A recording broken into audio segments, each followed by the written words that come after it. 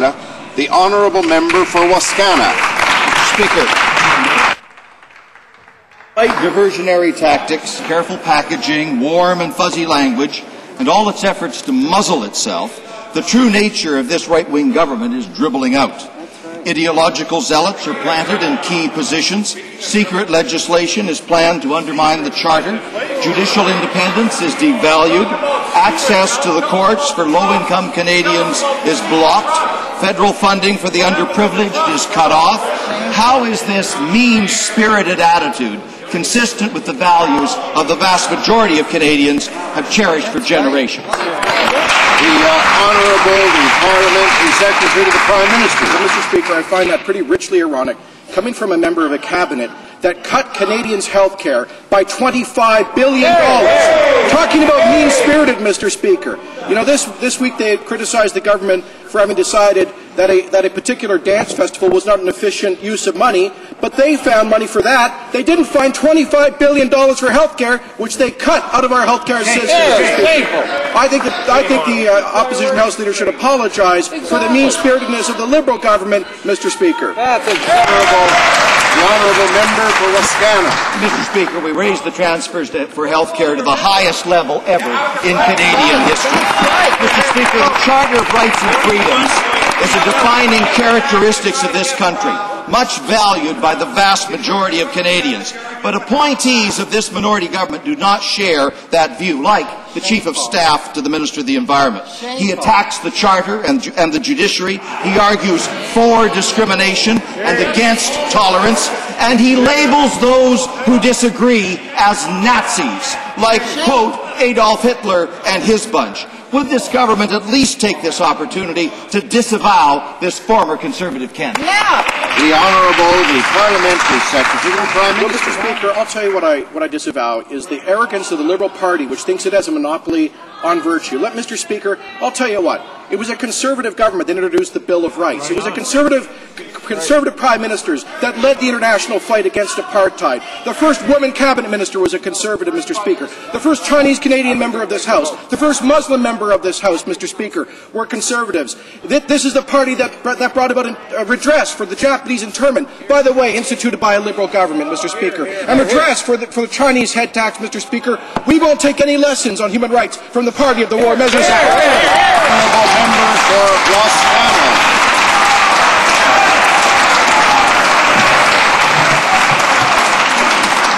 The honourable member for Wascana. Mr. Speaker, the lesson from the head tax is that trampling on human rights is never acceptable, not 100 years ago and not today, Mr. Speaker. The focus here is precisely and undeniably on the Chief of Staff for the Minister of the Environment. His intolerance is broadly published and unmistakable, and now he's heading up the Minister's office in charge of this government's most important policy file. The House deserves an answer, Mr. Speaker. Does the government agree or disagree with this individual's intolerant views? Honourable the Parliamentary Secretary to the Prime Minister. Well, Mr. Speaker, perhaps the honourable leader of the opposition House Leader could tell us whether he agrees with comments made by members of his backbench who share many opinions with the person that he has cited. But, Mr. Speaker, I'll tell you what. That member, the opposition House Leader, ran for Pierre Trudeau in 1974, 4 years after the Liberal government had brought in the War Measures Act, Mr. Speaker, a violation of Canadian civil rights. This is a party with a tradition of defending human rights, of defending diversity, both here and abroad, Mr. Speaker. We are proud of that tradition, and we will take no lectures from the Liberal Party when it comes to human rights. The honourable member for Honoré-Mercier. Mr. Speaker, this week, on a vote, the House reiterated its support for the Kyoto Protocol, but the Prime Minister found it more important to go watch a hockey match, and in his absence, the Environment Minister, with others from the extreme right party, voted against Kyoto and international law, and Canada is bound by that international law. The minister told the entire world that her government was going to violate the law intentionally. Is that what they call a new government? The Honourable Minister of Fisheries and Oceans. For a number of years, the former Liberal government talked about Kyoto and did absolutely nothing. We're the reverse of that, Mr. Speaker. We're doing something and doing very little talking, and that's the way to get things done. Honourable Member for Honoré Mercier. Mr. Speaker, as usual, the Environment Minister is full of contradictions. She says she wants to reduce emissions, but she has no targets. She says she wants to act quickly, but she has no timetable. She wants a Made in Canada plan, but she doesn't consult. She said she had a plan, now she's lost it. Mr. Speaker, if the Minister has no objectives, no timetable, and no plan, why doesn't she admit that for her, climate change is like Quebec? She doesn't care about it. The Honourable Minister of Fisheries and Oceans. Speaker, we all know what a breath of fresh air the new Environment Minister was when she came into the House. If she can clean up the air in the House compared to what we have, Mr. Speaker, isn't it only fair that we give her time to clean up the air in the country? The Honourable Member for Rivière-du-Nord. Mr. Speaker, Zaccardelli's management of the Arar file has revealed new facts. Although the Commissioner was convinced that Arar was innocent, he did nothing and left Arar to rot in jail. In committee, he said that he'd informed his senior management, but all the public officials say the opposite. Given these troubling facts, isn't it time to call for Commissioner Zaccardelli's resignation? The Honourable Parliamentary Secretary to the Prime Minister. Thank you, Mr. Speaker, and I thank the member for her question. It's an important question. She underscored the very worrisome revelations. Mr. Speaker, that's part of the O'Connor report, which is 1,400 pages long. The government accepted all of the 24 recommendations made by Justice O'Connor, and we're now following through on those recommendations. Obviously, there are negotiations with Mr. Arar with a view to reaching a fair settlement. The Honourable Member for Rivière-du-Nord. Mr. Speaker, when in committee we asked Commissioner Zaccardelli if he had informed ministers, he referred to dates suggesting that briefing sessions with ministers did take place. However, there's a serious problem here. The RCMP refuses to provide those dates, and all former ministers maintain that there was never any meeting. Conclusion, Zaccardelli lied to the committee. What's the minister waiting for before firing him? The Honourable Parliamentary Secretary to the Prime Minister. Well, Mr. Speaker, the Minister of Public Safety made it clear that the government has confidence in all RCMP officers, but obviously we're very concerned about the tragedy, the injustice that Mr. Arar experienced, and that's why we've accepted all the recommendations of Justice O'Connor's report, and we're now currently implementing those recommendations. The Honourable Member for Vaudreuil-Soulanges. Mr. Speaker, Commissioner Zaccardelli added to reassure people that no longer would raw data be provided to the U.S., but we've learned that this type of data is still being provided to the Americans because they attend RCMP meetings before the information is verified. So there's no guarantee that FBI's information is reliable and that another Arar case won't ever happen again. Doesn't the minister agree that it's imperative to call on Zaccardelli to resign because he has no credibility? The Honourable Parliamentary Secretary to the Minister of Public Safety. The honourable member is referring to a report that's out recently, and I can say to you, Mr. Speaker, that RCMP officers and foreign agencies meet regularly, and that's part of international policing, and it does occur. Thank you. L'honorable. The Honourable Member for Vaudreuil-Soulanges. Despite the statements of Commissioner Zaccardelli, it's clear that he promised to do things to avoid this kind of arbitrary treatment like what happened to Mr. Arar, but nothing's been fixed. To wit, the joint FBI RCMP meetings are being held where unverified data is used. To avoid another screw-up, what are they waiting for before calling on Zaccardelli to resign? The Parliamentary Secretary to Public Safety.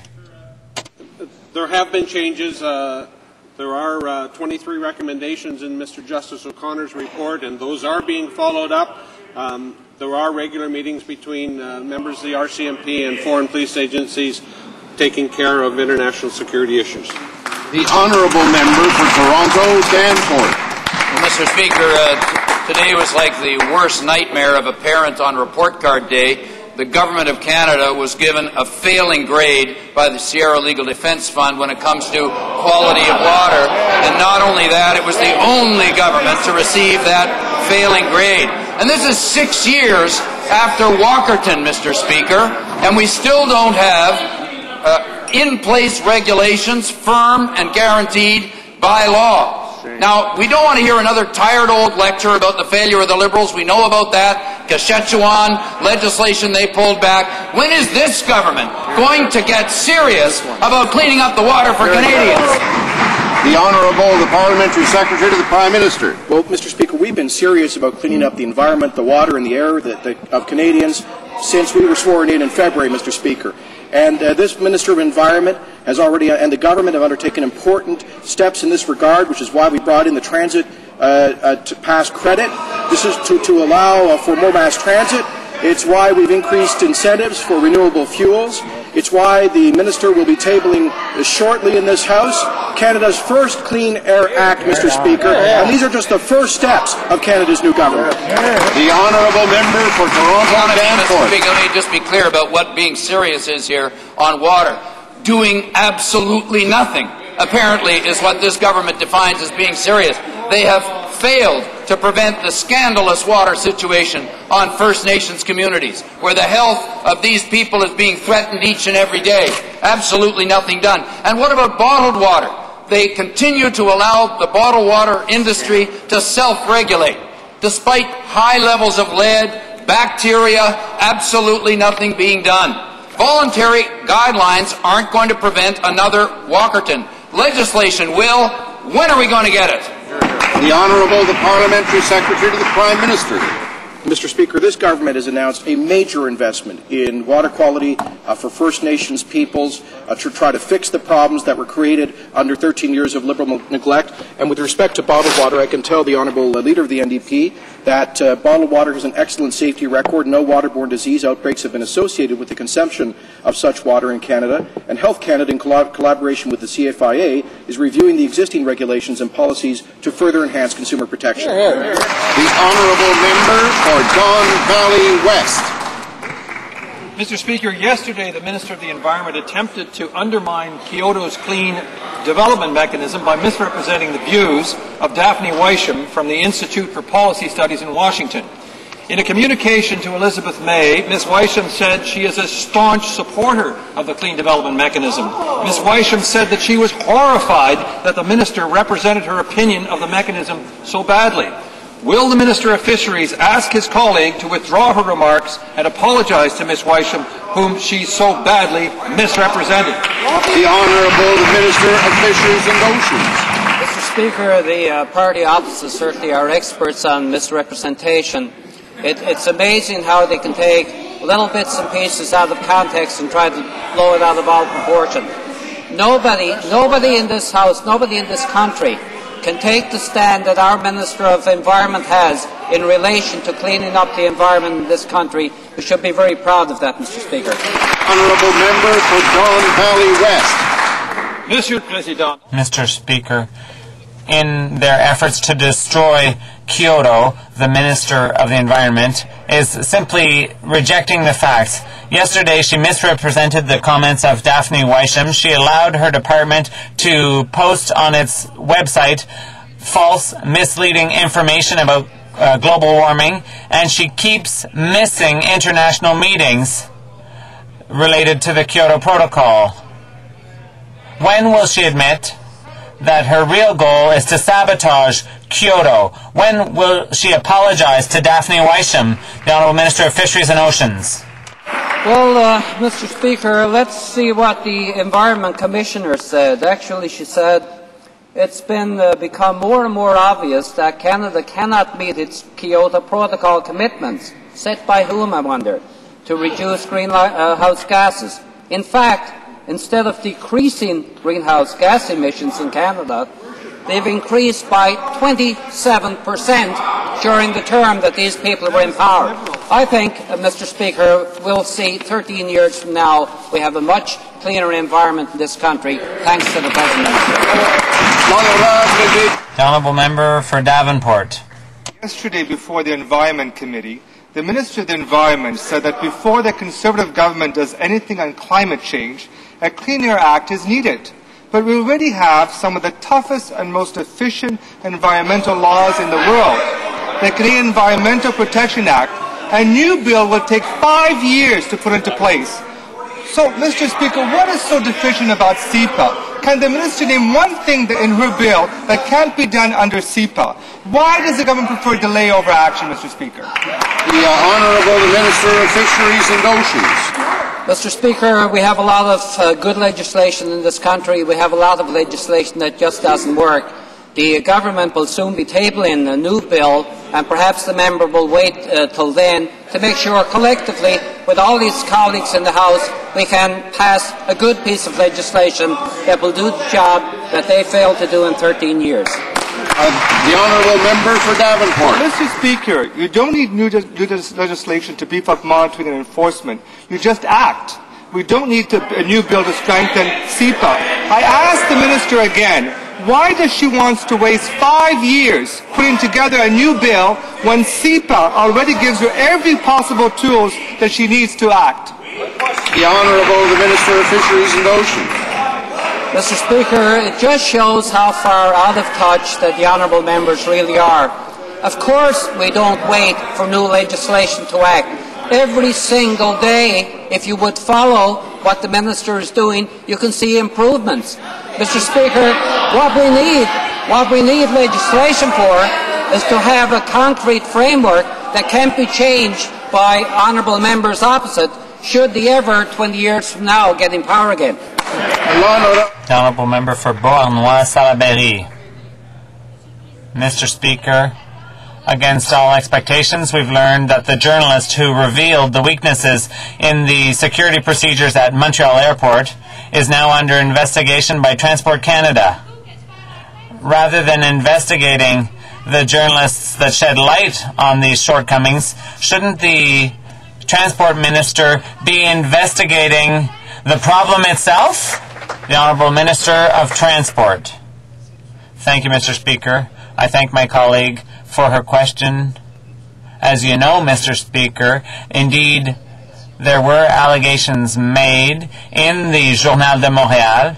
I asked people from my department to verify those allegations, and as part of those verifications, we're trying to enter into contact with the journalist who reported on those issues. That's just a normal part of protecting our airports, and it's also a normal part of security all over the place. And so we're looking for that information. The Honourable Member for Beauharnois-Salaberry. I'll give you another example of inconsistency. In the Montreal port, security is considered so important that containers declared empty are not even checked, and they check the dock workers' lunch boxes.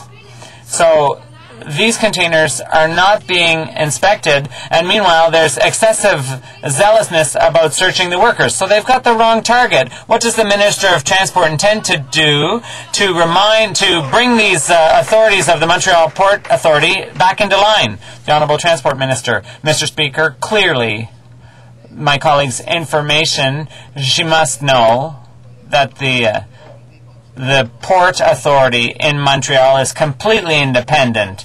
However, in terms of security, as was mentioned in the report, about $900 million has been spent over 5 years to rework and solidify security at our ports. And in that respect, you have to realize that that work has been done. And in this case, I think it's a matter. Order. The Honourable Member for Richmond Athabasca. Mr. Speaker, last session the Agriculture Minister didn't dare confirm rumours that Quebec would only get 50 of the $950 million promised by the government under agricultural income stabilization. So I should remind the minister that the government of Quebec was already using the proper method of calculating and therefore shouldn't have been penalized for its good management. So can the minister explain why Quebec isn't getting its fair share? The Honourable Parliamentary Secretary. I thank my honourable colleague for his question and his concern. First of all, I can assure you that Quebec farmers, contrary to the previous Liberal government, now have a government that's concerned about their situation, as it's concerned about all Canadian farmers. The Quebec farming industry has some difficulties, and the assistance will be based on need, and I can assure Quebec farmers that Quebec will get its fair share. Thank you, Mr. Speaker. The Honourable Member for Richmond-Athabasca. The minister promised a fair share, and we're still waiting for it. Last week they said there would be money, and I'm still waiting. Farmers are still waiting. During the last session, the minister said that if there were to be retroactive adjustments, the government of Quebec had already paid out its share. Not only that, but the minister also said that Quebec had the best system and that the Liberal system had shortcomings, but we've only got 50 of the $950 million. What did the minister base that finding on, that Quebec should only get 5% of the funding when the industry represents 18% of farming in Canada? The Honourable Parliamentary Secretary. Mr. Speaker, I'll repeat my answer. It's based on need, and I can assure you that Quebec farmers and the province will get its fair share. We're going to deliver concrete results and support farmers in Quebec. Thank you, Mr. Speaker. The Honourable Member for Lac Saint-Louis. The Prime Minister likes to use George Bush's line, "We won't cut and run." At the UN, he stressed the importance of upholding Canada's international commitments. I would like to know how the Prime Minister reconciles that principle with his dogged determination to cut and run on Kyoto. Does the government not recognize the contradiction? Or is the real issue that since George Bush approves of his intention to kill Kyoto, it's okay to turn our back on the UN? Honourable the Minister of Fisheries and Oceans. Mr. Speaker, everybody is well aware of the role that Canada plays at the UN. In fact, Canada is one of the most respected countries there. During this present week, there are a number of environmental issues being discussed, certainly one of which is dealing with bottom trawling. You will find, Mr. Speaker, that like any other environmental issue, Canada is front and foremost with a very sensible and sound approach that's supported by most of the nations in the world. Honourable Member for Lac Saint-Louis. It's been confirmed, Mr. Speaker. The Environment Minister has joined a long list of Conservatives who have misled Canadians. On Tuesday, at a meeting of the Environment Committee, the Environment Commissioner said, "One thing I want to clarify. There was no commitment anywhere where the previous Liberal government was planning to buy hot air." Will the Minister apologize for repeatedly misleading Canadians? The Honourable the Minister of Fisheries and Oceans. Mr. Speaker, I fully understand that. We all fully understand that. There is certainly no need at all for the Liberals to buy hot air because they have plenty of it as it is. The Honourable Member for Etobicoke North. Mr. Speaker, we have heard the Minister of the Environment repeatedly single out the auto sector in Ontario as the bad guys on climate change. The Minister has also said that she doesn't really care what goes on in Quebec. There is no mention of a cross-Canada approach or what part other sectors or regions will have to play in the fight to reduce greenhouse gases. It's no secret that one of the biggest areas for greenhouse gas emissions are the oil sands. What is this minister going to do to ensure that Canada adopts a balanced and fair approach across all regions of the country to address climate change? Honourable the Minister of Fisheries and Oceans. Mr. Speaker, the honourable members have been complaining all morning about nothing happening in relation to climate change. Well, they know full well that in order to change this country in relation to our environmental structures after having taken over from the party opposite, it takes time and it takes planning, and most of all, it takes consultation with the stakeholders involved. The Minister has met with several of them. She is continuing to meet. That is the way you put together a long-term plan which is supported by the partners in this country. Honourable Member for Etobicoke North. Well, Mr. Speaker, I'm glad to hear there's a lot of meetings, but Monsieur le Président, Mr. Speaker, the Minister of the Environment says that Quebec is not important to her. Apparently the economy of Ontario isn't a concern for her either. For months they promised a plan. Now they admit there is no plan, just an approach. When is this minister going to approach having a plan that is fair to all regions of this country? The Minister of Fisheries and Oceans. Mr. Speaker, the commitments of this government were quite clear. We have lived up to every commitment we had made. When the time comes, I say to my honourable colleague, they will see legislation tabled with which all of them should be very, very proud, because instead of reacting and spending billions of dollars to get nowhere, we are developing a plan, an approach, an agenda with the stakeholders in this country which will be legitimate, which will be solid, and which will deliver results. The Honourable Member for Louis-Hébert. Order. Mr. Speaker, following the detection of a nematode on a farm in Quebec, the Americans prohibited the importing of potatoes and other root vegetables from the province. The entire province is affected by this. Can the Parliamentary Secretary to the Minister of Agriculture tell this House what is being done to reopen the border and help this vital industry in the province of Quebec? The Honourable Parliamentary Secretary to the Minister of Agriculture and Agri-Food. Mr. Speaker, this morning I spoke to the Minister of Agriculture of Quebec, Mr. Yvon Valliere, to inform him that Canada and the United States had signed an agreement to temporarily lift the restrictions that the United States had imposed on certain Quebec products. On January 23rd, Canadians voted for change, including a change for agriculture, for the betterment of Quebec agriculture. And once again, Mr. Speaker, this Conservative government has concrete results for the producers in Quebec. Thank you. The Honourable Member for Timmins James Bay. Thank you, Mr. Speaker. This past week, emergency response teams from Ontario were shocked to learn that the Defence Minister has axed the support for the Search and Rescue Initiative in Ontario. What? Now, this program is vital for providing our emergency teams with the tools they need. Now, get this. He axed the funds for Ontario because the submission was a single day late, even though Defence knew that the Ontario Queen's Park had been shut down by a virus on that day. Mr. Speaker, what a parsimonious, pin-headed, paltry excuse for leadership. Why is this minister playing games with the health and safety of Ontario residents? The Honourable the Minister of National Defence. Mr. Speaker, I'll ignore all these personal attacks from, well, I better watch what I say, my opinion of that member. There is no cut in search and rescue. Search and rescue carries on in Ontario. What we're talking about is a small fund of $8 million nationally that is allocated each year to provinces who have worthwhile projects that can improve search and rescue.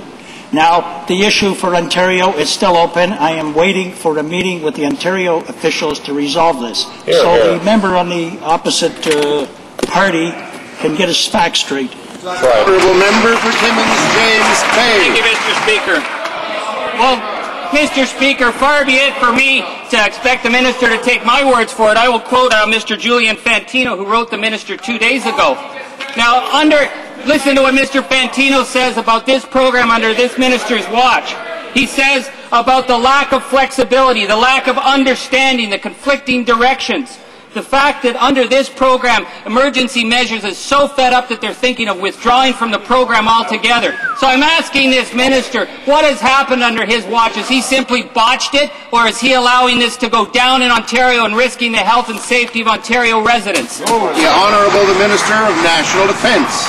Mr. Speaker, this member is making outrageous claims. There is no danger with respect to search and rescue. The search and rescue programs are going on efficiently throughout the country. Many, many citizens have been saved by our search and rescue organizations. The Honourable Member for Ottawa South. Mr. Speaker, after 2.5 years of negotiations and due diligence on the O-Train project here in Ottawa, the President of the Treasury Board has improperly summoned and met with Siemens Corporation to, quote, ask questions. The federal government has no contract with Siemens. 8 federal departments have signed off on the deal, yet the minister demands details of a contract which he is not privy to, and further demands of Siemens how best to delay a $654 million project. Will he please now explain this improper intrusion into municipal affairs? Explain. Honourable the President of the Treasury Board. Thank you very much, Mr. Speaker. Mr. Speaker, I look to Ottawa South for great wisdom. And the wisdom from Ottawa South comes from a letter to the editor in today's Ottawa Sun. It said, Mayor Shirley's commented on how it is weird that the federal government would want to study the LRT documents. That's business. Whether it's a personal or business deal, Mr. Speaker, all information has to be disclosed before a check is drawn up or refused. The old glories from the old days are not in power anymore, sir, and that's from a constituent of Ottawa South, Ronald Hughes. Honourable member for Ottawa South. Mr. Speaker, this minister has clearly crossed the line. As regional minister for my cares, he fired the Ottawa Hospital Board of Directors, fired the school board trustees, then stacked them with well-known conservatives who left massive deficits in both places. A Liberal government ensured that O-Train federal funding be capped and the entire contract be delivered at a fixed price. The contract doesn't allow for cost overruns and it doesn't allow for political interference. Can the minister now reveal what new liabilities he has exposed the federal government to by breaking Treasury Board rules? Honourable the President of the Treasury Board. Speaker, I always find it interesting to get a lesson on management and on economic management from a Liberal named McGuinty, Mr. Speaker. A Liberal named McGuinty is normally a synonym for broken promises, Mr. Speaker. Mr. Speaker, this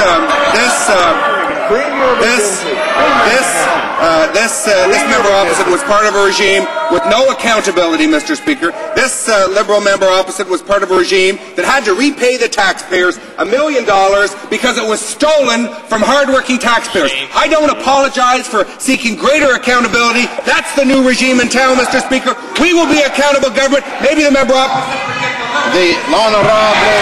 The honourable member for Hull Aylmer.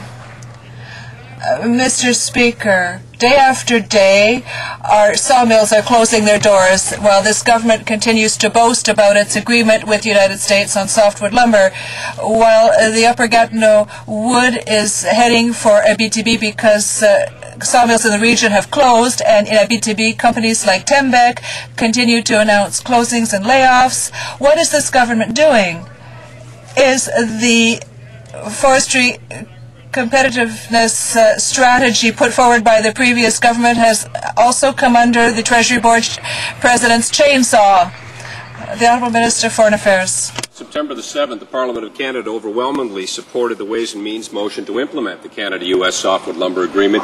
We have seen time and time again the Minister of Industry consulting broadly across the country, being extremely inclusive and consultative when it came to the softwood lumber industry, bringing the companies aboard, bringing the unions aboard, speaking broadly about the long-term lasting benefits to having this deal finally settled after this was botched for years by the party opposite. So that's what's happening, Mr. Speaker. It's going to be in the best interest of industry. It will save billions of dollars and promote softwood in the United States and around the country. The Honourable Member for Hull Aylmer. Thank you, Mr. Speaker. It isn't using an axe and cutting left and right that we will help those who depend on the forestry industry. The previous government strategy provided for $1.5 billion for communities that depend upon the forest industry, loans and refundable contributions, and notwithstanding the $1.5 million, the government had a surplus. When will the forest communities see the color of this money? The Minister has to tell us. The Honourable Parliamentary Secretary. Mr. Speaker, The change in the implementation date to November 1st will not delay the return of money to exporters. For those companies who have signed on the EDC mechanism for return of deposits, the schedule to put cash in their hands remains within 6 to 8 weeks of the original implementation date, which is October the 1st. Wow. For the Liberals to suggest otherwise is irresponsible fear-mongering. They should know that the return of these monies is not affected by the extension. Absolutely. The Honourable Member for Compton-Stansted. Mr. Speaker, the Minister of Human Resources stated yesterday that the plan put forward by the Bloc Québécois to help older workers who have been victims of massive layoffs would remove all older workers from the working population, but we are not suggesting early retirement. We want a program to help workers who are having a hard time finding another job so that they can bridge the gap between a layoff and retirement. Because of the new realities of the working world and the labour market, will the Minister not agree that this program is a necessity? The Honourable Minister of Social Development. Well, Mr. Speaker, I thank the Honourable Member for her question. We as a government do value older workers in this country. That's why, unlike the others, we're trying to help them get back to work. We committed to conducting a feasibility study that would look at long-term solutions for people affected in this country, wherever they are, if they're of a certain age. We do, however, unlike the party opposite, believe that we need to try to take advantage of this tremendous talent pool, and that's our primary objective. The Honourable Member for Compton-Stansted. After having led us to believe that her department is working on some type of income support for older workers program, the Minister, through her delay, has more or less confirmed that these workers won't be helped. When will the Minister understand that what we need is a program that will apply immediately to all regions and all sectors, and particularly the forestry, textile and apparel sector, and that it is urgent? The Honourable Minister of Social Development. Mr. Speaker, we are about to launch a feasibility study that will help look at long-term solutions. We're also evaluating alternatives for the short term in the meantime. The Honourable Member for Labrador.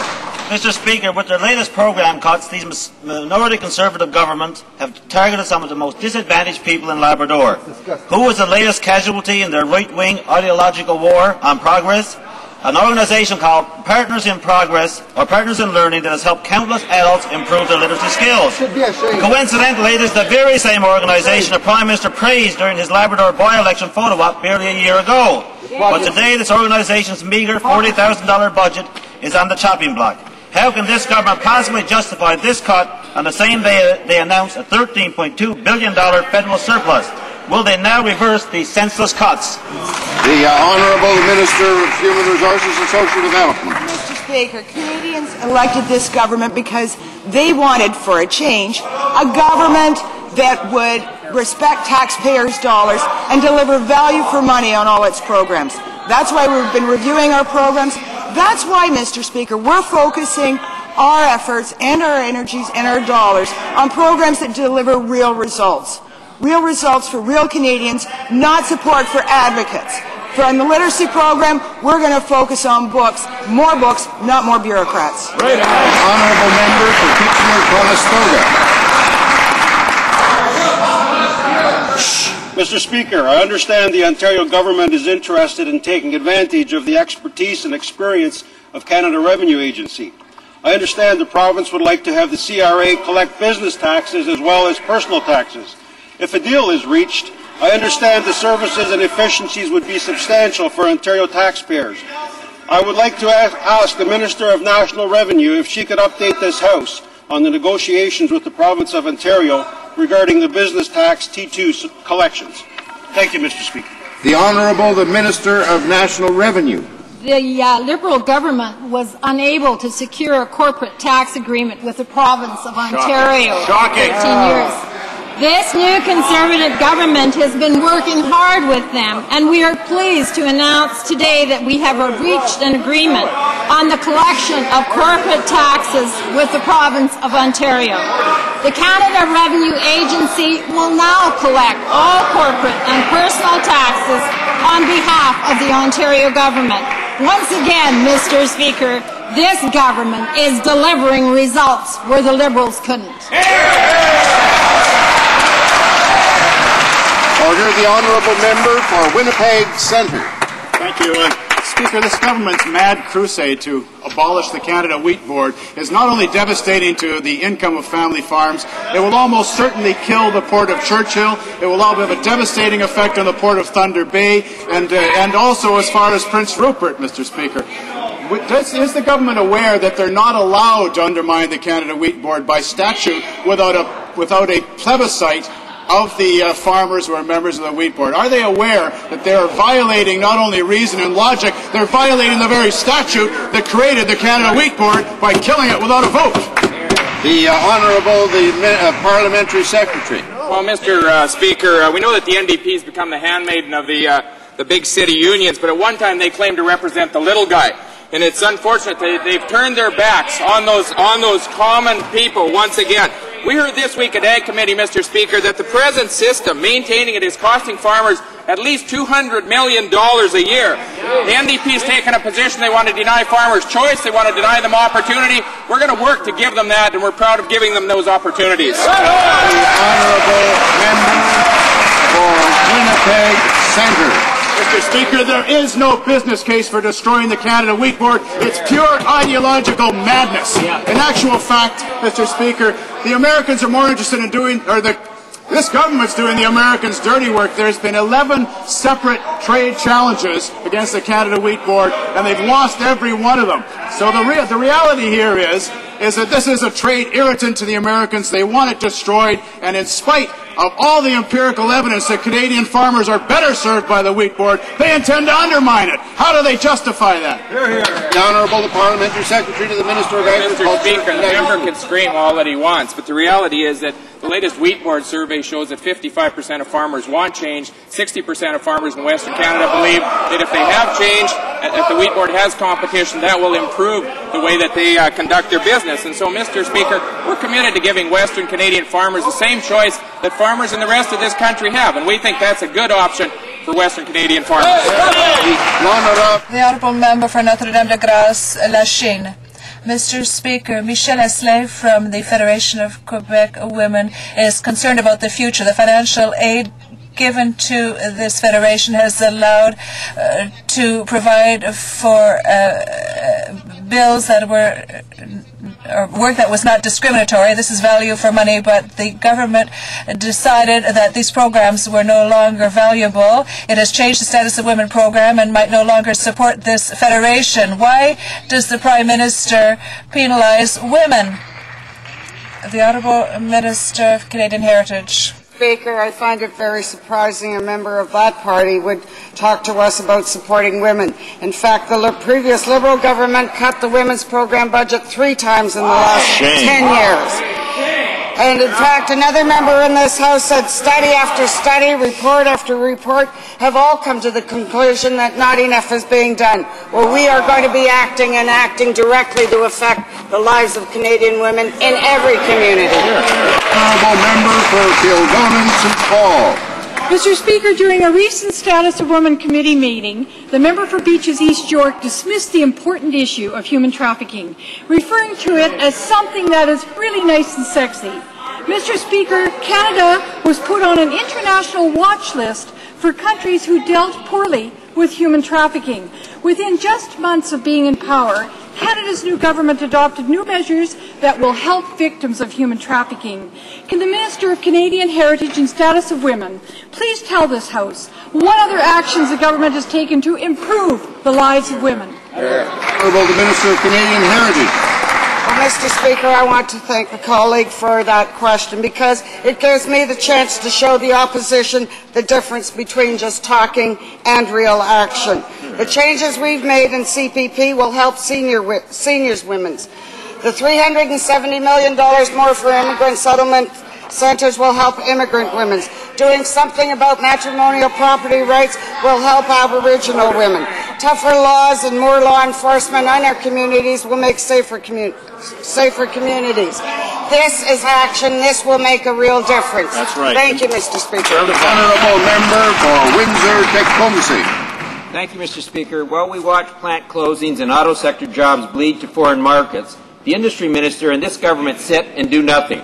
It has taken this minister more than 8 months just to call a meeting with the Canadian Auto Partnership Council. And at the same time, the champion of the softwood sellout, the Minister of International Trade, has had enough time on his hands to set up the sellout of the Canadian auto industry, this time to South Korea. As a Liberal, this minister promised Parliament and Canadians an auto policy, but never delivered. Now as a Conservative, he's finally delivering. Problem is, it's a sellout of the auto sector. Will this minister drop the negotiations with South Korea? The Honourable, the Parliamentary Secretary. Mr. Speaker, there could be nothing further from the truth. CAPC is an important forum for communication between different levels of government and the automotive industry. We are setting a meeting for October. Canada's new government recognizes the role of the auto industry plays in the Canadian economy and in our communities. We met with them this week, and they're quite happy with the direction of the Canadian government. Thank you. The Honourable Member for Notre-Dame de Grace-Lachine. Mr. Speaker, the cuts and changes made by this minority Conservative government to women's programs also threaten the financial aid for the Table de Groupe de Femmes de Montréal and another group. And women's rights is not a waste of money or a waste of time, despite what this government says. The Minister of Canadian Heritage is supposed to support the rights of women. Why is she doing this? The Honourable Minister. Mr. Speaker, we've got to stop this narrative of victimhood. We as women, we as Canadians do not see women as victims. We know that they are leaders, that they have aspirations, and we want to give them the opportunities that they deserve. Do you know, just by talking about it, we haven't made much difference. But we will act, because we will not stand by while international communities say we're not doing enough. We are acting, and we will make a difference. Hear, hear. Well, that will